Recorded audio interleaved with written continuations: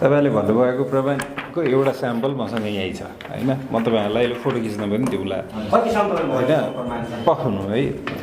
यसमा 5 जनाको मात्र छ, पीडित 5 जनाको मात्र छ। हरि ढकालज्यूले आफ्नो सामाजिक सञ्जालबाट नम्बर राखेर अनि उहाँले कोही पीडित हुनुभयो, कसैले पैसा तिर्न बाध्य हुनुभयो भने हामीलाई प्रमाण पठाउनुहोस् है भनेर भन्नुभयो। अनि कतिले भाउचर, कतिले ब्याङ्किङ ट्रान्जेक्सन त्यो मोबाइल पेमेन्टबाट गरेको वा फोन पेबाट गरेको स्क्रिनसट यो सबै पठाएर हरि ढकालज्यूकोमा मात्र आज दिउँसोसम्म लगभग 1100 उहाँकोमा मात्र है फेरि होइन।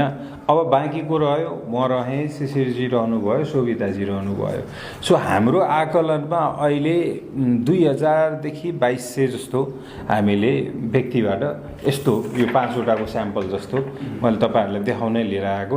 यो यस्तो चाहिँ हामी नाम होइन, कुन कन्ट्री गएको, जस्तै न्युजिल्यान्ड गए, हरि सापकोटाजी जानुभयो होइन। Nepali young man who came to New Zealand last year paying 10 lakh each होइन, 10 लाख रुपियाँ तिरेर गएको छ।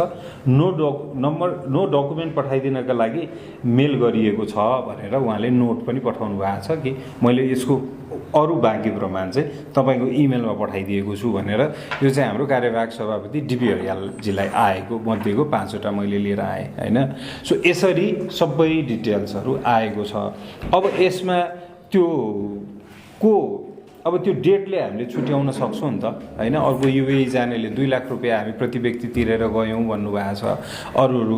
अनि यसमा दुःख लाग्दो कुरा चाहिँ के हो भने म पुगेँ 1 हप्तामा फर्केँ, किनकि मेरो यथेष्ट प्रमाण नभएकोले, औपचारिक प्रक्रिया नभएकोले गर्दा र मलाई चाहिँ इमान्दारितापूर्वक यो प्रक्रियाहरू नगरिदिएकोले गर्दाखेरि चाहिँ म त्यहाँ बस्न पाइनँ, म फर्किन बाध्य भएँ। त्यो भयो। अब बिचराहरू फर्केपछि पैसा चाहिँ फिर्ता पाएन, जुन 10 लाख 2 लाख 5 लाख तिरेर गएका छन् उनीहरूले फिर्ता पाएनन् होइन। तर उनीहरूलाई यहाँ अध्यागमनमा सेटिङ गरेर त्यहाँबाट निकाल्ने काम जति गरियो होइन, त्यो गरियो। सो हाम्रो मुद्दा यो हो, हाम्रो मुद्दा रमेश लेखक होइन। तर रमेश लेखकजीमा हाम्रो प्रश्न चाहिँ के हो भने तपाईँलाई जानकारी हुँदाहुँदै तपाईँले यसमा एक्सन किन लिनु भएन? कतै तपाईँले पनि त लिनुभएको थिएन। यो 10 लाख 2 लाखबाट हुन्छ। कार्तिकदेखि 9 पटक कि 6 पटक अख्तियार दुरुपयोग अनुसन्धान आयोगले मात्र गृह मन्त्रालयलाई पत्राचार गरेको रहेछ कार्तिकदेखि कि यहाँ बदमासी भइरहेछ है अध्यागमनमा, ध्यान दिनुहोस् भनेर। तर उहाँहरूले के जवाफ पठाउनु